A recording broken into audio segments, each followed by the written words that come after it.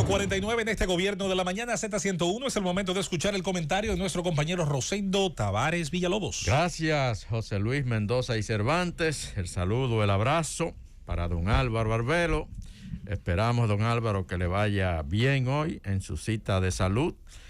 El saludo para don Bienvenido Rodríguez Durán, para don Bienvenido Rodríguez León, para doña Isabel Rodríguez.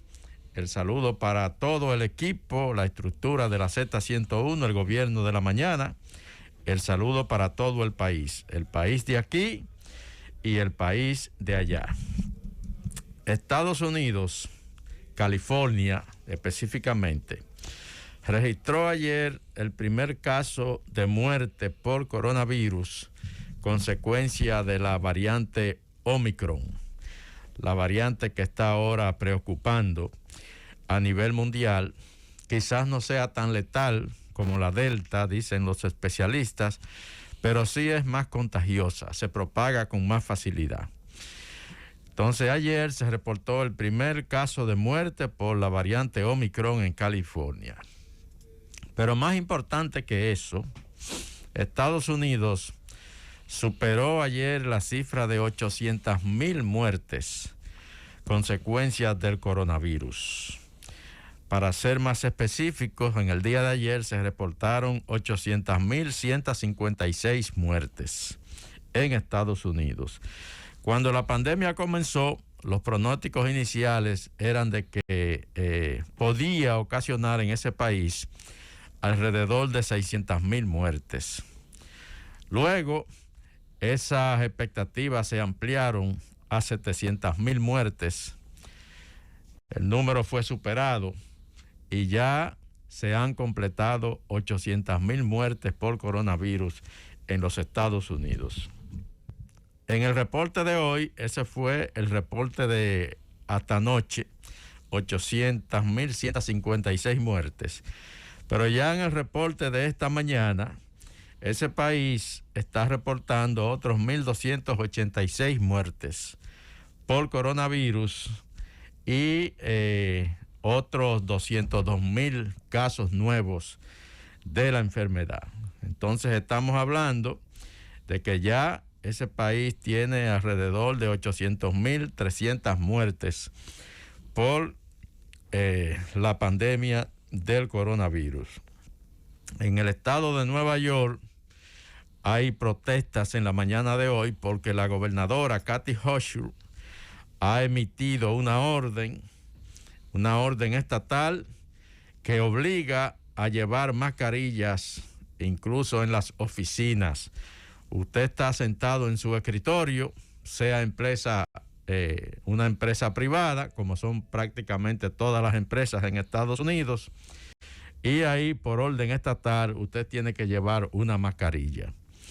Nueva York ha superado bastante el tema de la pandemia. El impacto ahora mismo se puede considerar mínimo, pero las autoridades no se quieren descuidar porque la variante Omicron está avanzando con mucha fuerza y se supone que en enero, después de las Navidades, habrá un panorama diferente al que se tiene en el día de hoy. Pero si usted observa que ya hoy se están reportando otra vez 202,000 casos nuevos, algo que no ocurría en las últimas semanas, y otras 1,286 muertes en el reporte de los 50 estados, bueno, pues es obvio que la situación se está nuevamente deteriorando.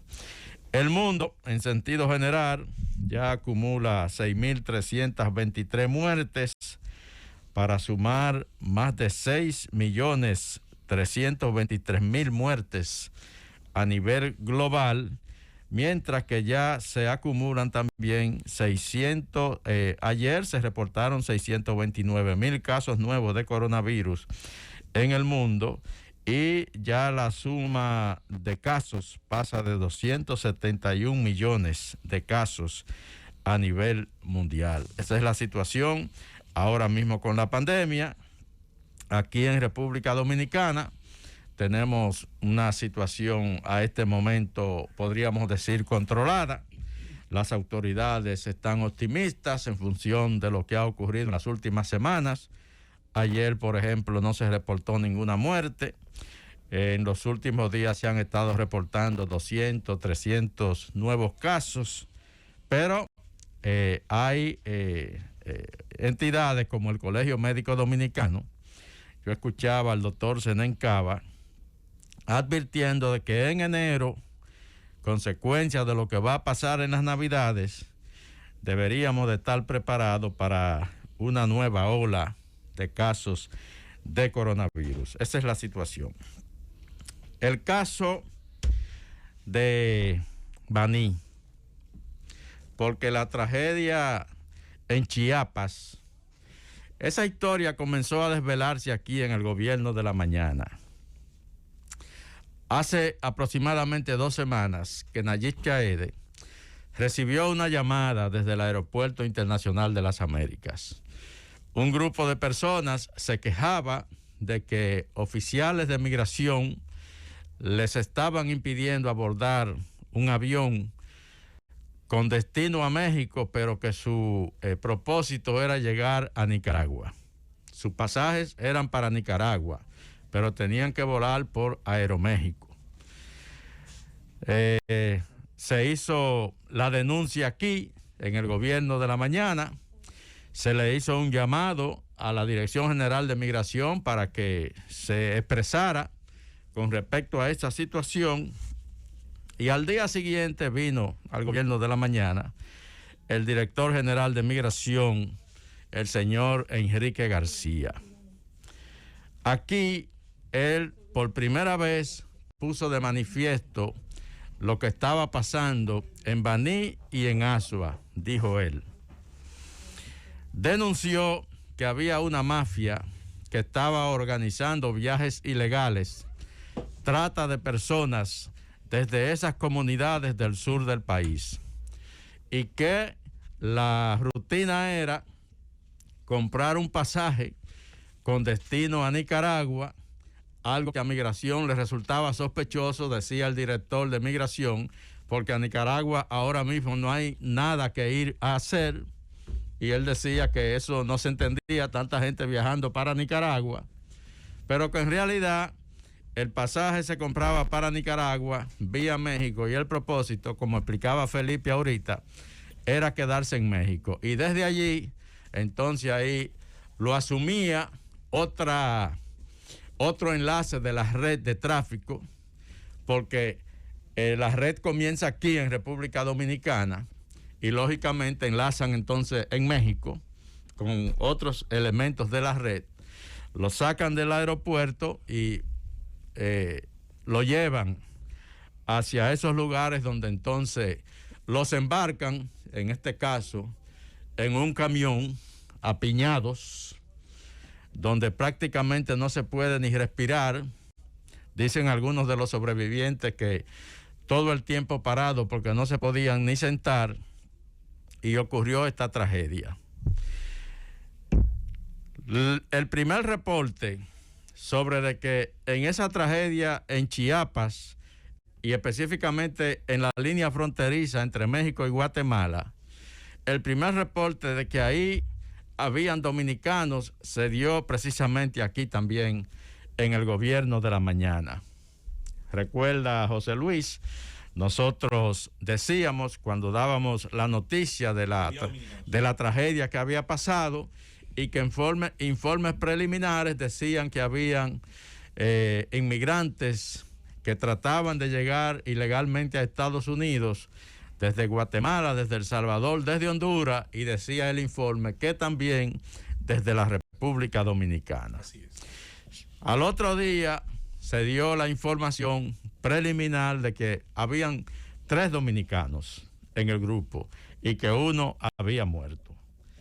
Bueno, ayer se dio aquí la información de que realmente el grupo era más amplio. Hoy tenemos la triste noticia de que por lo menos 20 dominicanos iban en ese viaje funesto.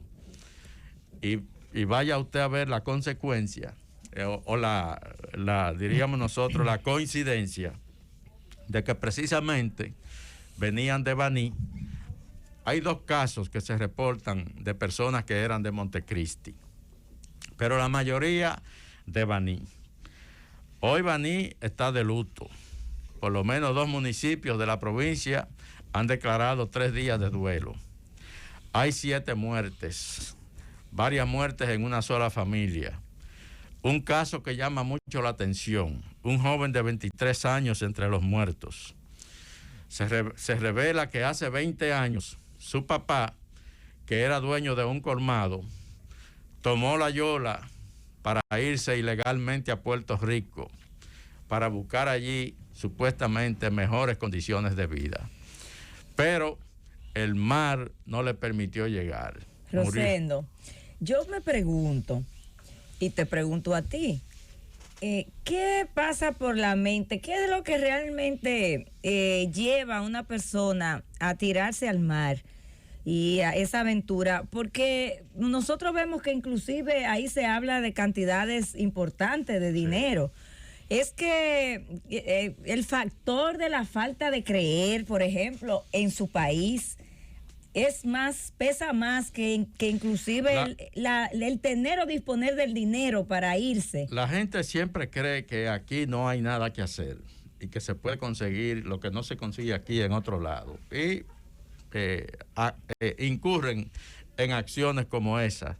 Entonces, ¿qué es lo que se dice sobre el caso que estamos narrando?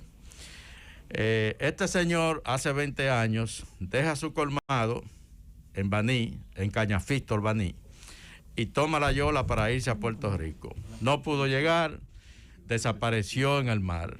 Y hoy, él en aquella ocasión dejó un niño de 3 años de edad.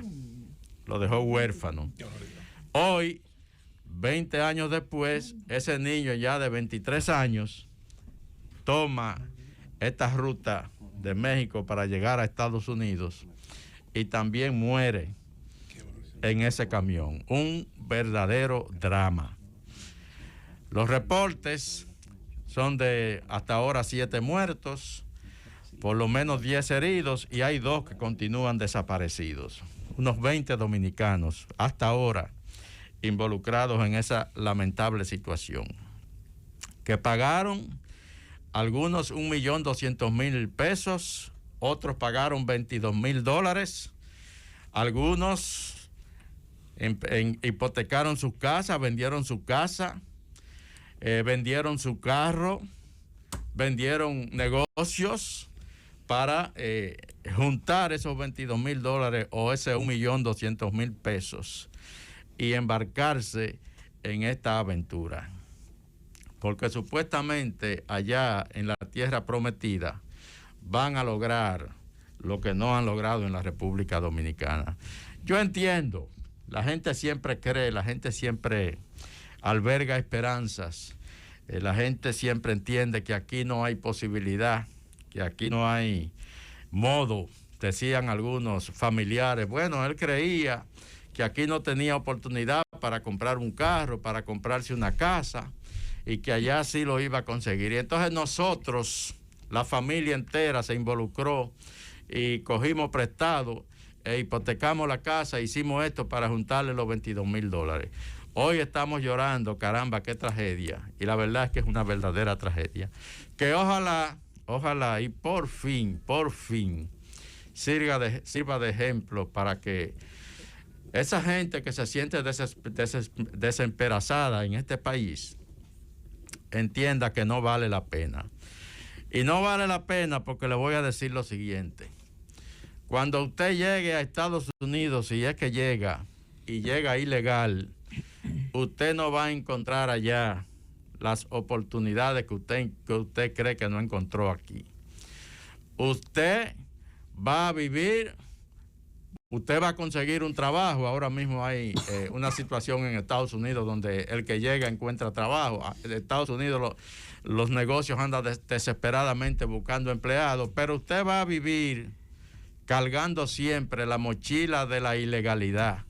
Y eso no le va a permitir vivir tranquilo nunca. Y en un determinado momento, finalmente, a usted lo van a atrapar. Usted no va a conseguir, si llegó ilegal por la frontera, usted no va a conseguir legalizarse. Le va a ser muy difícil. va a cargar casi por siempre, mientras permanezca en territorio norteamericano, la mochila de la ilegalidad. Y en un determinado momento, cuando usted menos se lo espere, lo van a sorprender y entonces va a regresar a la República Dominicana sin haber resuelto los problemas que usted entendía que no se resolvían aquí y cargado de frustraciones.